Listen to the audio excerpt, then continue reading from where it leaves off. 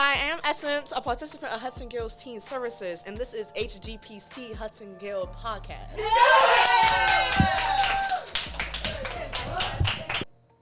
Hey guys, welcome back to HGPC Hudson Guild Podcast. I'm Buso, and today we're here with Shukura. Yay! Thank you. So who'd like to go first and ask a question? Would you like to introduce yourself, where you're from? Okay. My name is Shukura, like Buso said. I am originally from Brooklyn, but now I live in Manhattan. Anything else? I'm an actor. So you were born and raised in Brooklyn? Born and raised in Brooklyn, that's right. What school did you go to? High school, you mean? Yeah. I went to LaGuardia High School of Performing Arts. Slay! Majored in acting, drama. Don't play. And before then, my middle school was a performing arts middle school. It was a local school in Brooklyn called Satellite 4. I started studying acting at 11 years old at the American Academy of Dramatic Arts. So that's my background. How long have you been professionally acting? Professionally acting, this is the 31st year. Oh. A little track So record. that means I started when I was born, just so you know. 100%. Did you have any interesting high school experience with LaGuardia? Oh my God. Because I had it in my on my application when I was applying to high schools. I think that was my fourth or third choice. For what major? I wanted to do art. Okay. Yeah. All good. I had lots of interesting experiences at LaGuardia. It was a great place to be.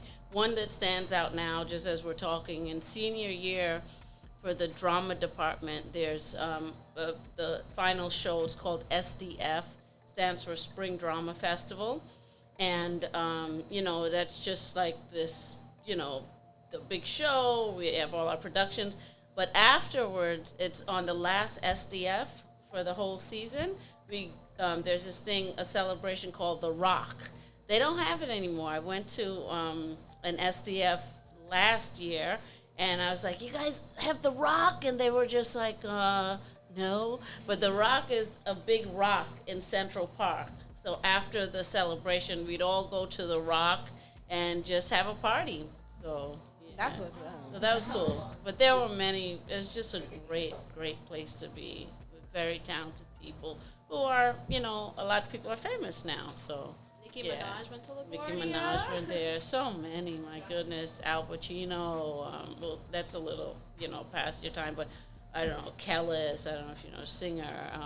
Adrian Brody.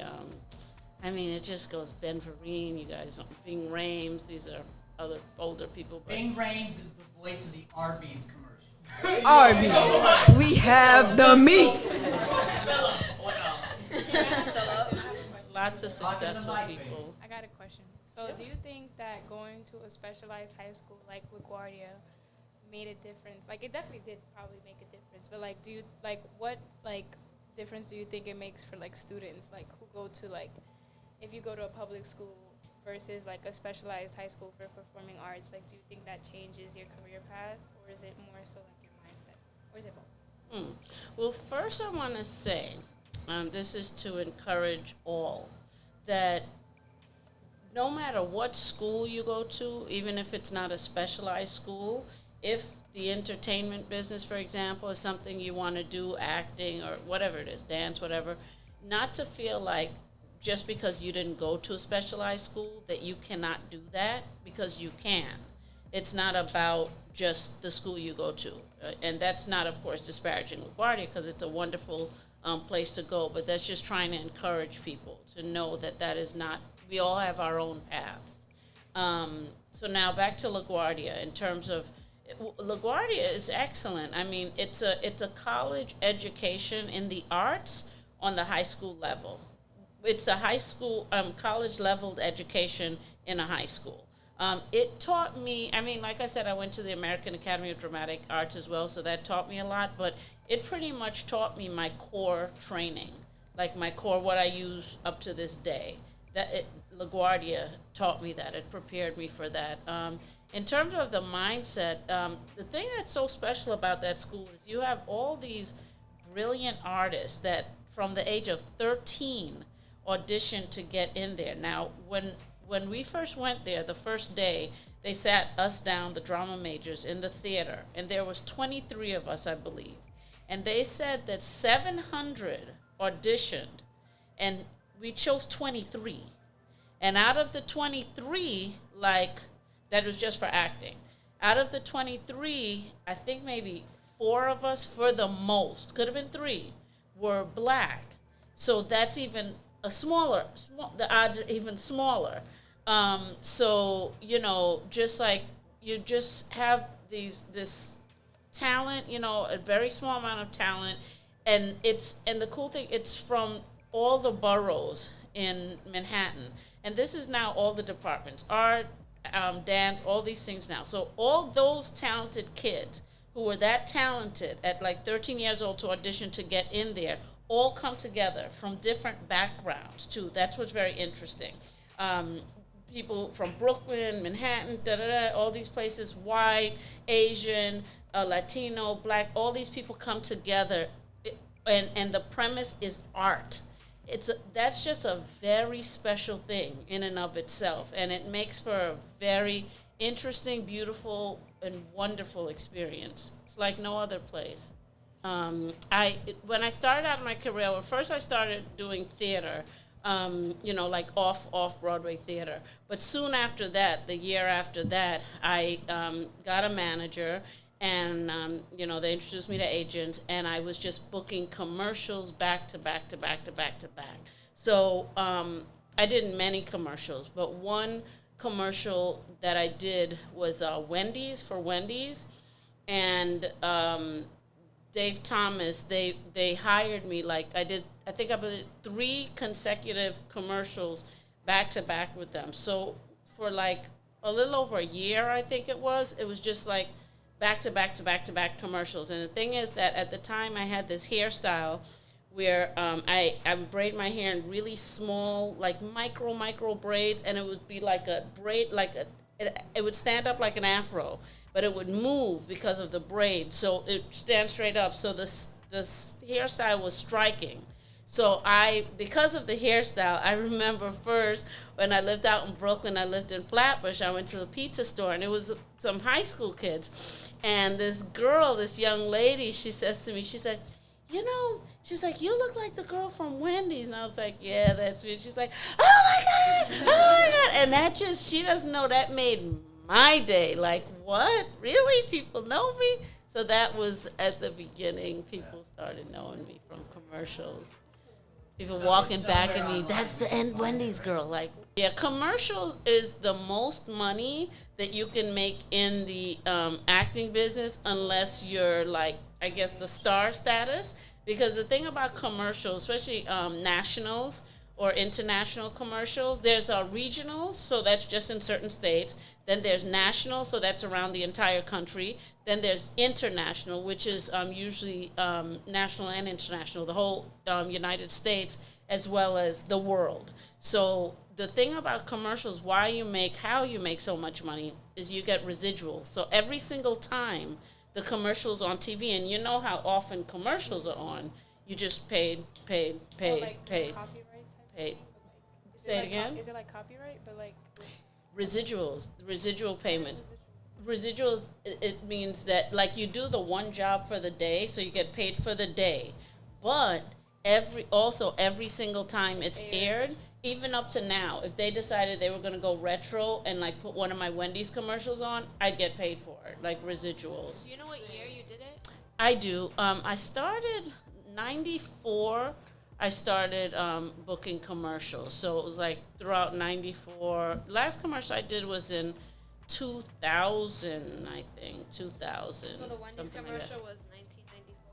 Something like that. But if you looked up on YouTube Shukura's commercial acting reel, you can see and I don't have all my acting reels on it because sometimes it's really hard, especially back in the day, to get commercials. Now I would think it's easy because it's just they'll probably just send you a link to things. Before we'd have to get a VHS copy and all this stuff. So a lot of my commercial work I don't have, but a lot is on YouTube.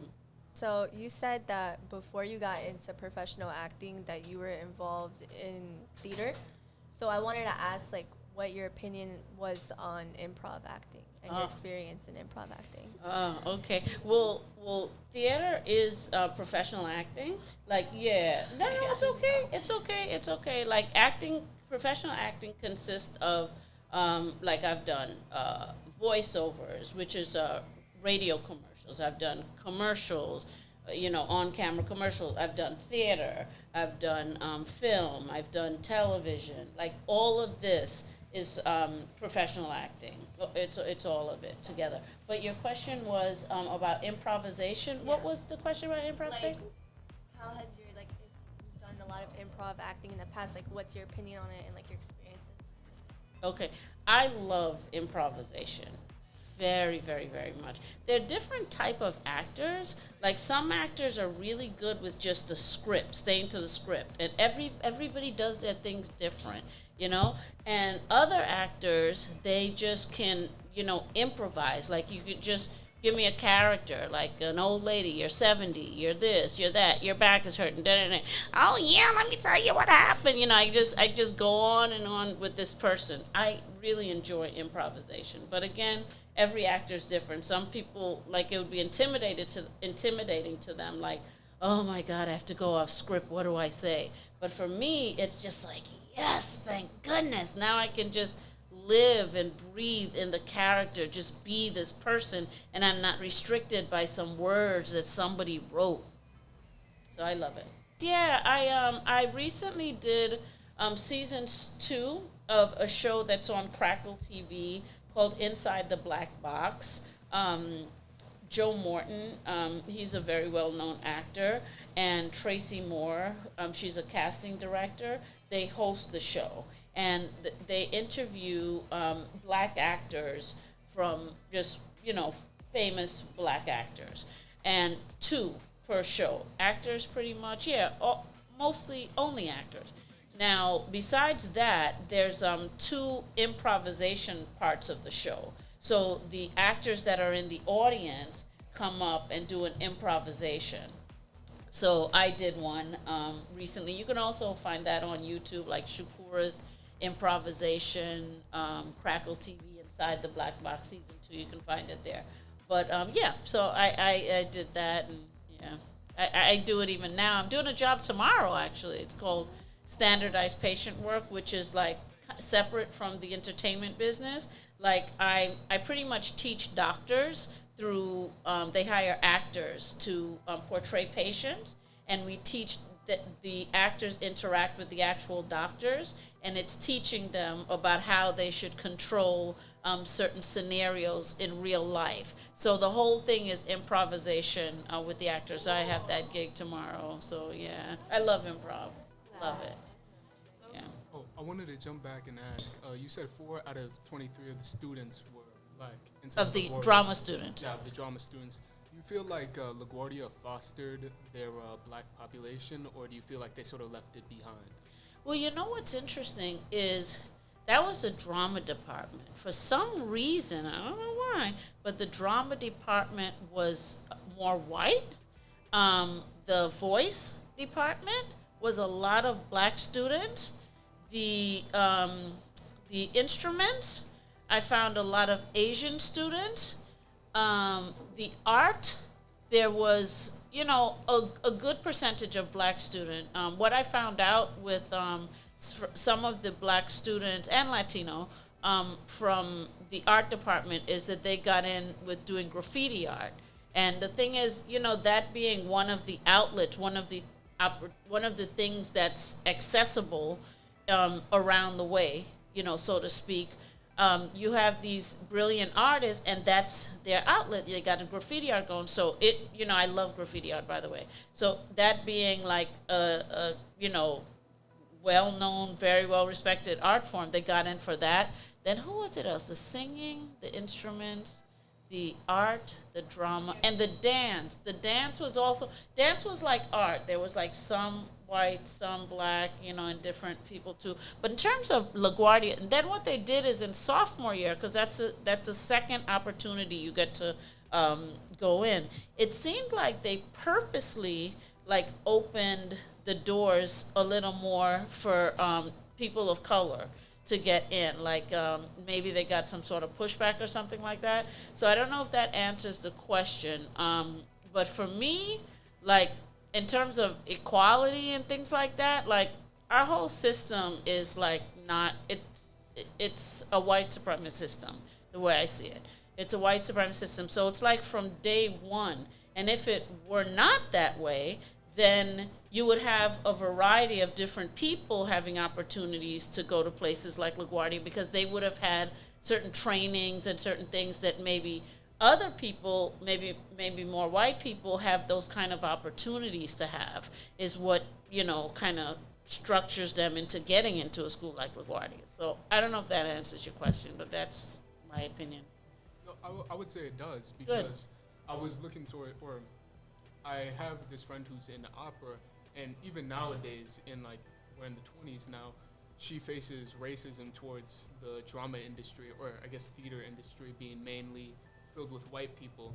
So to hear about the graffiti and how they were being accepted because of the graffiti that they did, it's I was trying to get a picture, an idea of change that has come to it now. Because that was one thing that they were exposed to, or you know what I mean? Whereas like maybe you have like some white students, like maybe from jump, since they were kids, they're going to museums, they're, being exposed to different things. Whereas like the kids from around the way, who's mostly like Black Latino, like their exposure is this graffiti art to train, and that's where they get to express, their thing. Back in the day, the 80s and stuff, it was like all over the trains and everything. That was their mural. To me, like graffiti on the trains was like it's just such a profound, to me, showcase of like when artists just have to do what they love. And this is their access. It's the trains. We're going to go at nighttime. We're going to get our spray paint. We're going to do this. We're going to do that, because that's in their heart. And that's their opportunity. So, yeah. But, of course, there's not many, they're not the same opportunities at all. Like, was there any point in time where you, like, wanted to, like, quit, or, like, it got too much where you no longer wanted to, pursue it? Well, that's kind of like pretty cliche, like, oh, I almost I almost was gonna quit, and then this big thing happened. That I don't know if you guys ever heard that story. It's like, it happens a lot. So, that question is kind of like goes into that kind of like, I almost was gonna give up, and then I had it. So I'll tell you this. I've never felt like I want to quit, because it's just what I love, and there's nothing else in this world that I'd rather do. However, I have felt discouraged, and that's what I'm actually going through right now, because I'm so grateful for you guys, the interview, and you look to me and you're asking me about my career, but I have not, quote unquote, made it what I know to be making it. So it's been all these years that I've been like pursuing this dream of what I want, and I have not made it. The doors just recently started opening for TV, which is what I've wanted to do, TV and film. But it just started opening, and that was like after, I think, 26 years into the business. Commercial, I was grateful for all my career, and I'm very happy about it and very proud. But it's like I want to do like a TV show. I want to be in a series regular on a very popular show. I want to do a character that I have a passion for, that is teaching society something, so on and so forth. I have not made it. I maybe in the beginning of my career, like with the Wendy's, oh my God, that's a Wendy's girl, little. That's like a small kind of noise in comparison to what I want. I want to be like Shukura, like, oh, that's Shukura, and I have not made it yet. So I feel discouraged at times about that, but it's like, I gotta just keep going, And recently I did this show at the Chelsea Music Hall. Grateful for that opportunity because I actually got to do what I love. And I put everything into it, opposed to just like auditioning, rejection, and I haven't made it yet, haven't had thing. So things like that is my it. I'm gonna put everything into that. So, but yeah, I'm feeling discouraged at this point. But what you gonna do? Just hang in there. Very, very grateful that the doors opened up for me in 2018. That's when it started opening, where I booked a co-star role on an NBC TV show called New Amsterdam. Now, co-star is you're not the series regular, the actual main people of the show. But that for me was huge, because that's what I've been wanting to do for like ever. So the door like cracked open for me. Now, it was just a few lines, this character. And when I got on the set, it was for the pilot. The pilot is the very first episode of the show. When I got on the set, they cut a few lines down to one word. Now, for me, I didn't care. One word, NBC, TV, I'm all for it. I used all my LaGuardia training, actually. Okay, my moment before. Why am I saying this word? Da-da-da, like all this stuff, just to say this one word. And I did it with all my heart. And you know what? They said to me, the director, she said, oh, don't worry, we'll call you back. You'll be back. And I'm kind of like, don't worry. I'm like, she's like, I'm like, this is the biggest break of my career. Are you kidding me, lady? And they surely did call me back for episode 3, then for episode 6, because what happened is I played the prison guard in the hospital. So whenever the hospital went to the prison, there's a guard there, but it was just, for them, a co-star, it's just a guard, So on episode 3, it would have been a different guard. Episode 6 would have been a different guard. But they liked me so much for the pilot that they made me the only guard, the reoccurring, and she was prison guard Raina, and that was good enough. I mean, oh my God! But then why, for season 2 they called me again, and then for season 3 they called me again. So from season 1 through season 3, whenever the show went to the prison, there was prison guard Raina, and there I was. And then right after that, the first episode, the pilot of New Amsterdam, soon after that, then I got Orange is the New Black, which was huge. Because I had auditioned for it for the pilot, the first episode, for one of the main characters, who was also a prison guard, who they hired somebody who totally does not look like me. What's that? I was like, wait, you were actually in Orange is the New Black? What happened is I ended up, I wasn't on that episode. I auditioned for another episode later on and everything. And the very last episode, the very last season, that was the one that I was on. I was like, wait, I've seen this face before, but I don't know if I'm just like imagining. We had a whole talk about the last episode. We was going off on Orange is the New Black. Black Cindy. She has the two.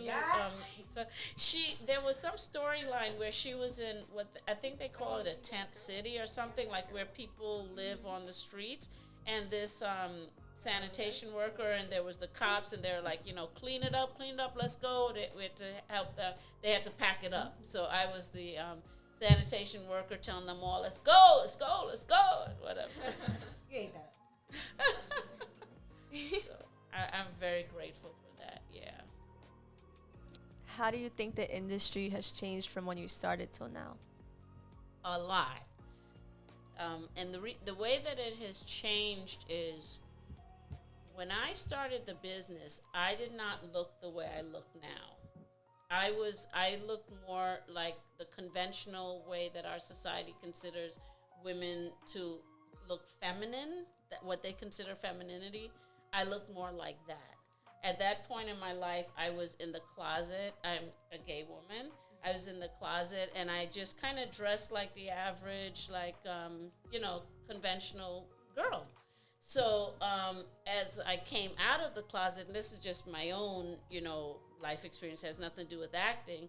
I slowly, due to the lesbian culture, I was exposed to like this whole different thing, and the whole like, they'll call it AGs, butch, aggressive, all these things, but it's kind of the same kind of thing. Like seeing that, it was like, yo, this is freaking amazing. So I just started evolving slowly but surely, just kind of came out from inside. So I say that to say, now, so as I evolved, I look the way I look now.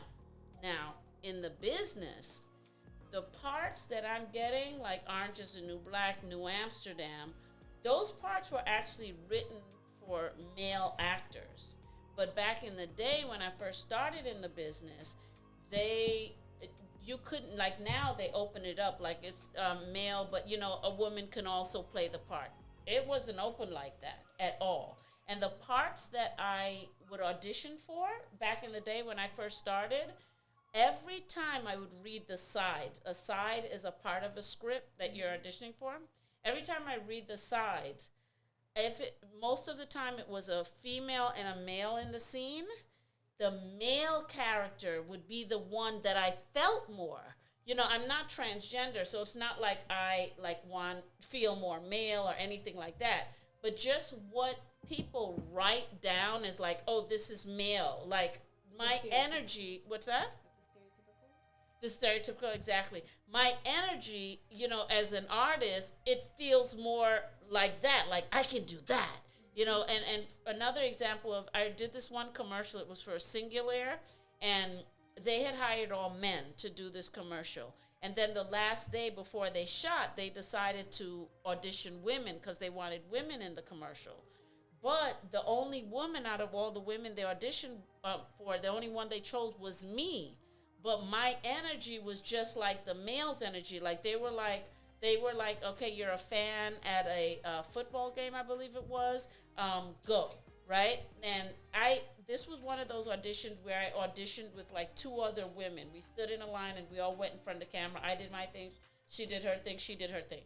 Now the girl before me, she goes like this. I said, you're a fan and you're cheering on the team. And she was like, yeah, go team, go team. Yeah, and she was adorable, and she was doing her thing. But that's not my interpretation of a fan. So I was just like, yeah, oh my God, yeah. Like things like that. And when I got the job, the guys on the set were doing things like bumping into the wall and falling, and it was definitely. But I just say that to say my energy creatively, and probably I'm sure in other ways as well, was like theirs. I don't consider that male per se. It's just certain kind of a person. Like you have some guys who might, like makeup and like to do certain other things. It doesn't mean it's a girl's kind of thing. That's just his energy. So I say all that to say the opportunities. There weren't opportunities for women to read these more so-called, I guess, aggressive parts, whereas like on Orange is the New Black, they were telling the guy, he played a cop, and then I was the sanitation worker. So they were telling him to improv. They were saying, yeah, just like say, clean it up, do whatever, right? They didn't tell me to do it. But that's all I had to hear. I'm like, okay, you can improv. So he was just saying like, okay, clean up. I was like, let's go. Come on, let's go. Get up. And I just went off, but they wouldn't usually have women doing that. And even on the set, they were asking him to do it. But at least it just opened a little bit. So that is the way that I see that things have changed that way, which works for me. We miss you, Habiba. Phil is doing amazing.